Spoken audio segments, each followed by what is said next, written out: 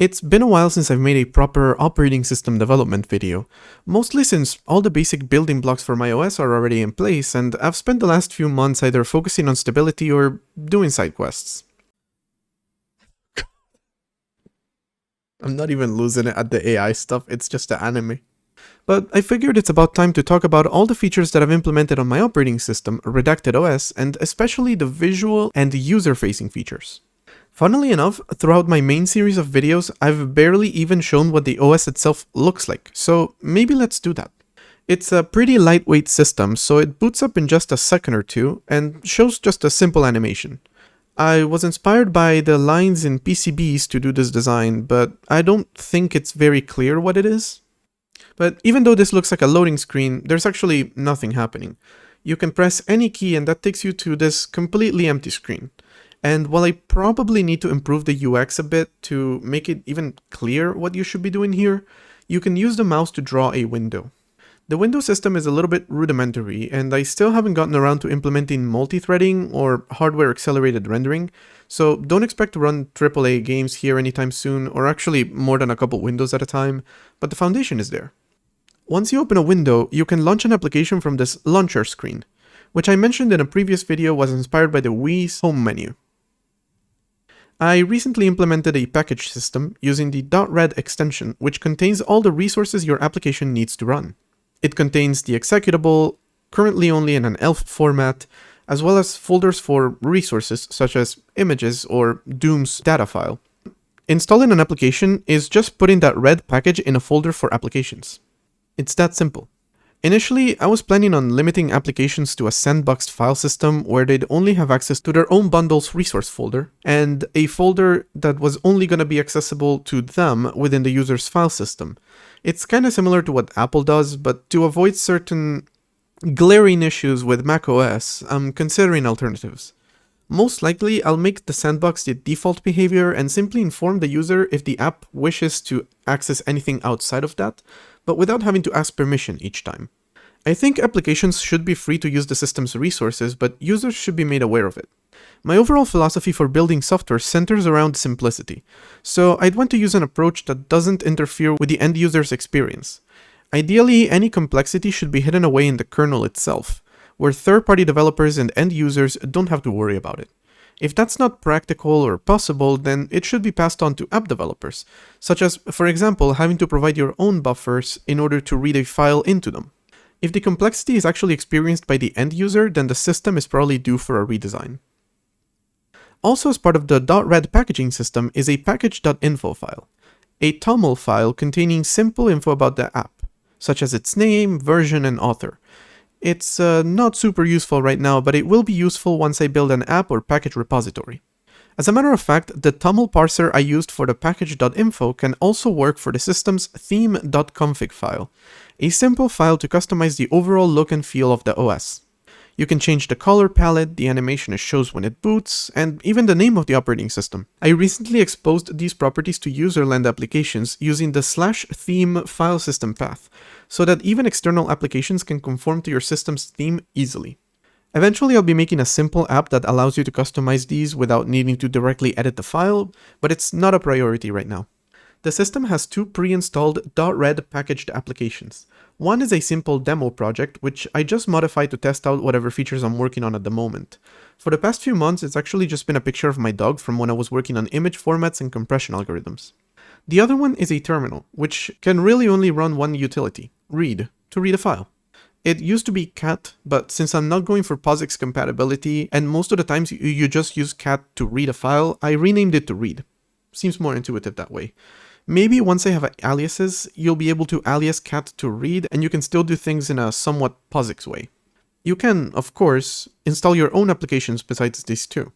On my GitHub, I have implemented some basic projects, such as the Game of Life, which is a basic implementation of Conway's Game of Life simulation, but I modified it slightly, to assign the cells random colors, to make new cells inherit their color from their neighbors, and to implement a maximum lifetime. There's Doom as well, which I ported as a 10k subscriber special. There's also a game I made for Halloween called Ghosted, where you play as a ghost haunting a house and possess objects to scare off the residents. It's a very basic game, but I used it as an excuse to work on a game engine. and now I'm in the process of implementing another game with it, with some hacking mechanics. Oh, there's also Minesweeper. I just wasn't sure if I could call it Minesweeper, so I called it CryptoSweeper instead. It was either that or CraftSweeper. Or maybe I just need to get better at naming things. I'm also working on a build system called RedBuild. No, that cannot be the logo for it. No, change it. No. I can't say much about it yet because I'm not sure what it will look like at the time of writing this script, but expect a video on it once I know what I'm doing. But for this build system, which is currently just a makefile and a basic bash script to run that makefile from the current directory of your project, has basic functionality for compiling the current files into a .red package and installing it onto your Redacted OS's boot partition on QEMU so it can be seen by your system. Also, as part of the build system, I worked on making cross-platform compilation possible. You see, all my apps are made targeting Redacted's so-called shared library, which I've unofficially begun calling redlib. This is the library that contains the subset of libc that I've bothered implementing so far, the system's syscalls, and utilities such as the image and compression stuff I mentioned earlier. By taking advantage of libc conformance, some conditional compilations, and some hacks, and using a specific implementation of redlib for a cross-platform called redxlib, it's possible to compile the library for usage in apps for your host operating system and use it to run Redacted OS apps natively on Linux, Mac, and Windows. It currently relies on Raylib for all the graphics, input, and even some basic file stuff, but I might implement some things natively in the future for better performance and more control. And hey, all that without using Electron. Which means a basic implementation of a brute-forcing minigame I was prototyping for my hacking game takes 14 megabytes of RAM, which is probably mostly graphics. I love not using JavaScript. Like I said, I want any kind of complexity to be within the kernel itself. So I wanted to make redlib easy to use. Let's take windowing, for example. Opening a simple window in most operating systems requires a certain amount of setup. Often that setup is quite useful, but it also adds extra complexity. Granted, in my system, the application doesn't create the window, rather the application gets run inside of an existing window, but it's still capable of resizing that window, and eventually I'll add more features, such as titles, so you'll need to be able to customize them. But the entire time, it will be handled by a single API call. Request draw context. A draw context is an object that contains all the information for a window, into which your application can then draw. You can pass it as an empty object to this call, in which case the windowing system will fill in all the useful information, such as the width and height of the window, and give you a frame buffer to draw to. Or you can provide default values, so you can resize the window to whatever size you need when you launch your application. All the complexity about how the window is drawn is handled by the window manager itself. After all, who knows Windows better than the window manager? And if you decide to use a different window manager, well, as long as it conforms to the simple system, you can. Actually, the cross-platform API just implements the same function differently from how Redacted's window manager does it. And as an application developer, you don't have to concern yourself with what system it's running on, what window manager is behind it, or whether I'm using Raylib, switched over to SDL, or rolled my own solution.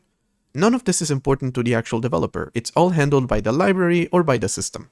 So that's the high-level overview of the userland, desktop environment, window manager, and system APIs for Redacted. But what comes next?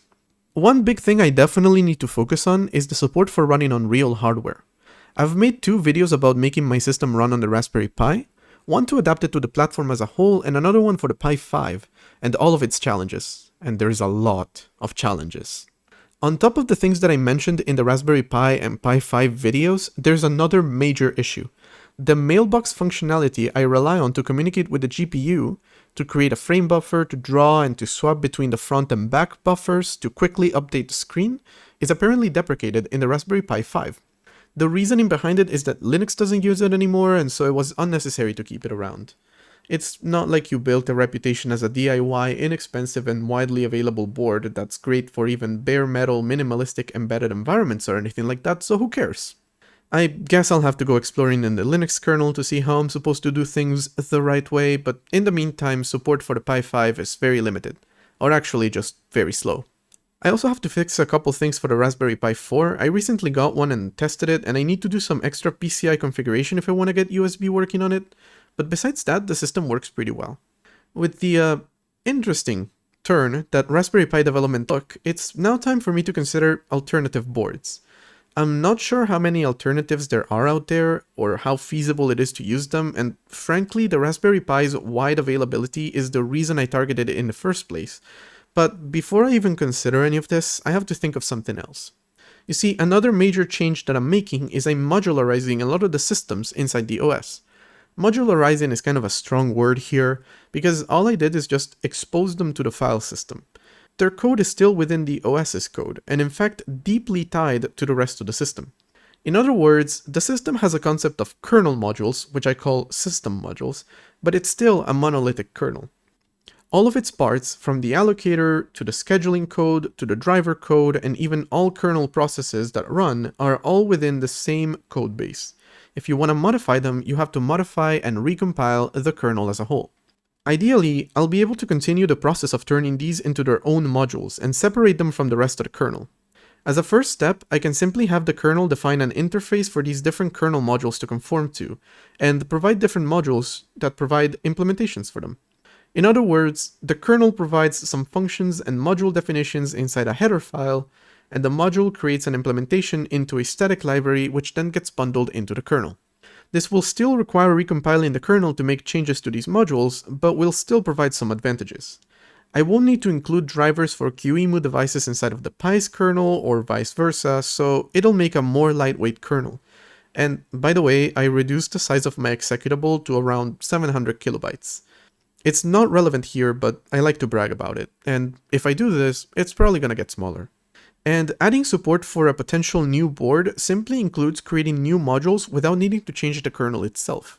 Eventually, I might be able to load these modules dynamically, though this is definitely not a priority. Dynamic libraries are still not supported in my system, mostly because I haven't had any need for them so far. Also, unlike x86 systems, which tend to allow mix and matching of different parts and components, ARM systems tend to follow the so-called system-on-a-chip design, where the CPU, the RAM, and the most important peripherals are all bundled within the same board. Essentially, kind of like a Raspberry Pi does. So because of this, it's very unlikely that your hardware configuration will change after you've installed the system, so the drivers needed to use your hardware won't change either. Even still, it's a useful thing to have, and another design philosophy that I try to follow is high customization with strong defaults. You can customize your system as much as you want, as I know a lot of Linux enthusiasts love to do. If you don't want to, which funnily enough happens to be my case, then you still get a system that works well out of the box and doesn't get in the way of the things you want to do. So when it comes to these modules, you should be able to swap them out if you so wish and customize them as well. And dynamic loading might make that a lot easier to do. Another thing I want to focus heavily on is making Redacted a somewhat distributed operating system, meaning that I want to allow different computers running Redacted to communicate seamlessly with each other as if they were part of the same system. That way, the resources available on one machine can be used by another machine. For the first implementation of this system, I plan on making the file system distributed. I already have a basic version of this, where QEMU is using the 9p protocol, which was created for Plan 9, Unix's little brother that is distributed and network-based, to share files between Redacted and the host system within which you run it. But I want to expand this to working over the local network, so that you can share files using this protocol. And for that matter, you wouldn't be limited to just Redacted OS systems. Since you can implement a 9p file server on Linux, Mac, or I guess Windows, and make it available to Redacted on the local network, you should be able to share files that way too.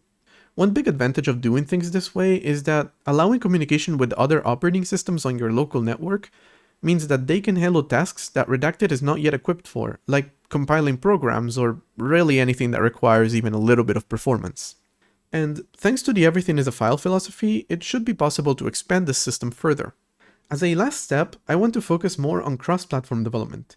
Since I already have a framework that can compile to all three major operating systems and the new kid on the block, I can focus on developing more projects following this channel's developed from scratch philosophy, targeting the redlib library and running on 4 different OSs natively.